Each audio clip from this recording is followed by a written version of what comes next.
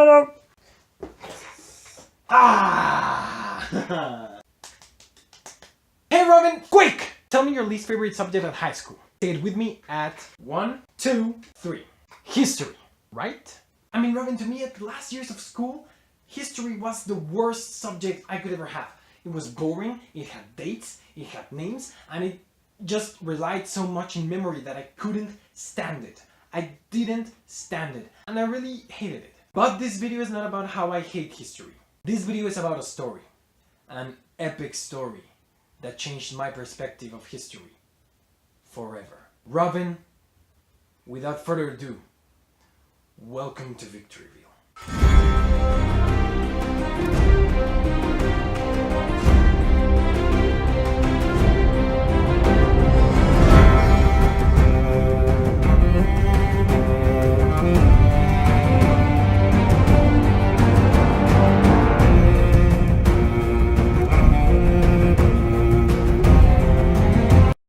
Winter is coming. Robin, Game of Thrones is the first installment of the series A Song of Ice and Fire, written by George R.R. Martin in 1996. It mainly tells the story of the Stark family and their involvement in the conspiracy for the throne in the kingdom which they live in. And over the last 2 weeks, I've been reading this book tirelessly. It is an amazing book filled with characters, stories, places, and an amazing world which really captures me. And I would highly recommend any of you to read it. It is an amazing read and it is pretty trapping. Even when it is a pretty long book, I never felt like it was slow or it was stalling or it was just long for the sake of being long. No, I always felt a sense of necessity for every detail and everything that it expresses. I felt like this book should be as long as it is. It is very exciting. It has characters that you can empathize with, that you can see yourself being, that you can simply fall in love with and that you want to see succeed or to see just survive in this world that just promises to be dangerous for every single character.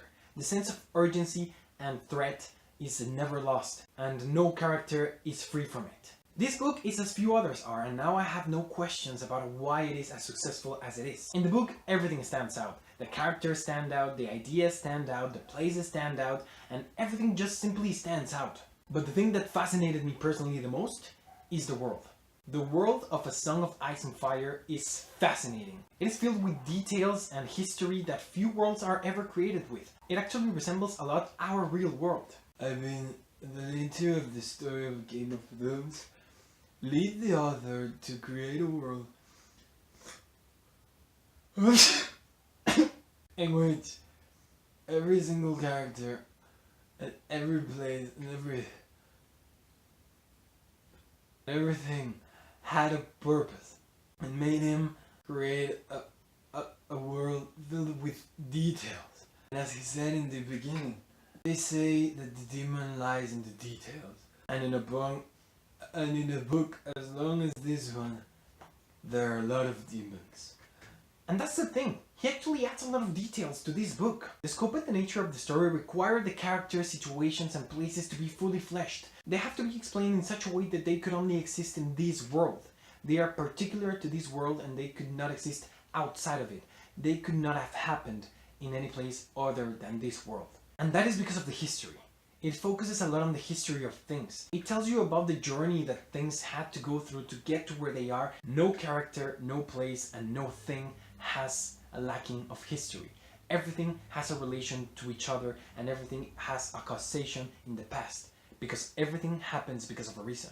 I saw how things related to other things in the story. I saw how a war related to the way that characters behaved in the present, and I saw how those behaviors related to how things were used, and I saw the history of the world give value to some objects and to some objects not, and to some people and to some people not. And the story of the world lead to the construction and destruction of monuments or of things or ideals or concepts or everything. For example, the Dothrakis within the story.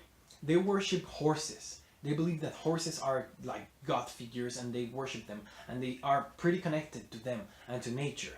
And as such, they never cross the ocean to get to the mainland outside of their island because they think that because horses cannot go through the ocean, they are not allowed to. They are afraid of the ocean actually. Their connection to nature and their disconnection to the mainland causes them to be a lot more savage, to be a lot more primitive because they are not connected to the way that everyone else behaves. And as such, they have a culture and traditions that are not the same as everyone else. And they are built differently, and their houses are built differently, and their interactions to each other are built differently, and their beliefs are built differently, and as such they have characters that are different to any other character in the same story. In the novel, everything is a consequence of everything else, and that is the way it is in real life. Every person, every place, everything is a consequence of something else. And that is the basis of history, and that is actually what I think they have failed to teach in history. Because inside all of those facts, dates, people, and all of those names that I didn't care about, lied the fact that everything is connected and that everything has a consequence on the larger picture. Or in the smaller picture, but everything has a consequence and everything has a relevance. Everything has a value in history. Everything is valuable. And that is to me now the actual thing that history studies. The fact that everything has a value, and the fact that everything that surrounds us has a history. It's like having a well-written novel. Nothing inside of it is lacking of purpose. Nothing from the past establishing it, or the present established, or the future to be established is lacking of consequence. Life behaves that way, and to me that is really profound. I am now in love with history, and I am now determined to study it. Whenever I am able to see the connections, to see the consequences, and to see the way that everything has a value in a real world society, I will feel absolutely joyful. And I hope you start to see it like that too, Robin.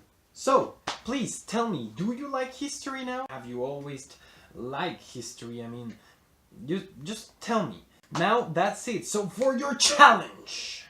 Good challenge. Robin, your challenge is to explain to me a thing about San Francisco in this manner. In this way of looking at history. You have to take me to one place, or to one thing, or to one event, or whatever, and tell me the consequences that led to this event, or thing, or whatever, happening, and the consequences that it has, or that it had, or that it is going to have. Show me the way that it is connected, and the way that it has value. That's it for now, and see you whenever I see you. Bye.